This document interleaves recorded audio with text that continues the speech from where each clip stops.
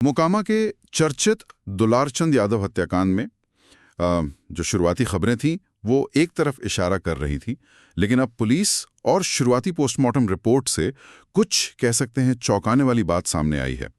इसने पूरी तस्वीर पर ही जैसे सवाल खड़े कर दिए हैं। तो आज हम इसी मामले को थोड़ा और समझने की कोशिश करेंगे, देखेंगे कि ये फर्क क्यों आया और जांच पर इसका क्या असर होगा। शुरुआत में तो यही लगा था ना कि दुलारचंद यादव की मौत गोली लगने से हुई। मीडिया में आसपास सब जगह यही बात थी, पर अब कहानी कुछ और लग रही है। हाँ बिल्कुल। देखिए, पोस्टमार्टम 3 डॉक्टरों के एक मेडिकल बोर्ड ने किया है। गंभीर मामलों में ऐसा ही होता है ताकि पूरी सटीकता रहे। और इस बोर्ड की जो शुरुआती फाइंडिंग्स हैं वो कहती हैं कि गोली दुलारचंद यादव के पैर में, मतलब टखने के पास लगी थी और वो शरीर के आर पार हो गई थी। डॉक्टरों के मुताबिक सिर्फ ये वाला घाव ये जानलेवा नहीं था। और इससे भी अहम बात यह है कि उनके शरीर पर कई दूसरी गंभीर चोटों के निशान भी मिले हैं। अब ये चोटें कैसी हैं, क्यों लगीं, ये तो डिटेल रिपोर्ट आने पर ही पता चलेगा। पर हाँ, ये साफ है कि मौत सिर्फ गोली से नहीं हुई। अच्छा, ये तो वाकई हैरान करने वाली बात है। मतलब गोली वजह नहीं थी मौत की? तो फिर सवाल उठता है कि मौत हुई कैसे? पुलिस अब क्या सोच रही है, किस दिशा में जा रही है जांच? बिल्कुल, यही सबसे बड़ा सवाल है। अब इस खुलासे के बाद पुलिस की जांच की दिशा बदल गई है। अब जांच इस बात पर फोकस कर रही है कि अगर गोली जानलेवा नहीं थी तो मौत का असली कारण क्या था।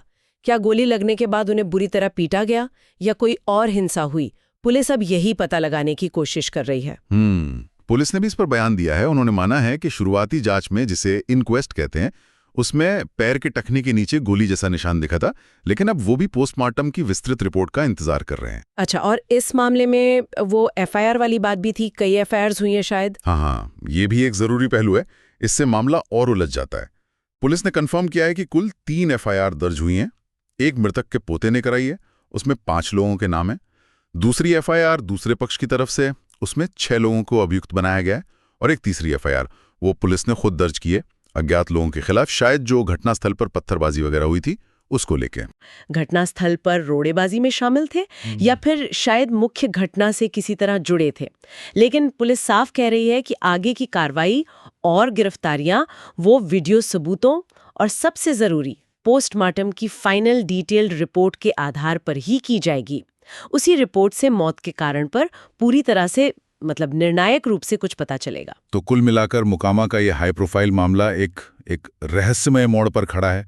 गोली चली, एफआईआर्स दर्ज हुई, कुछ गिरफ्तारियां भी हुईं, लेकिन मौत की असली वजह अभी साफ नहीं है।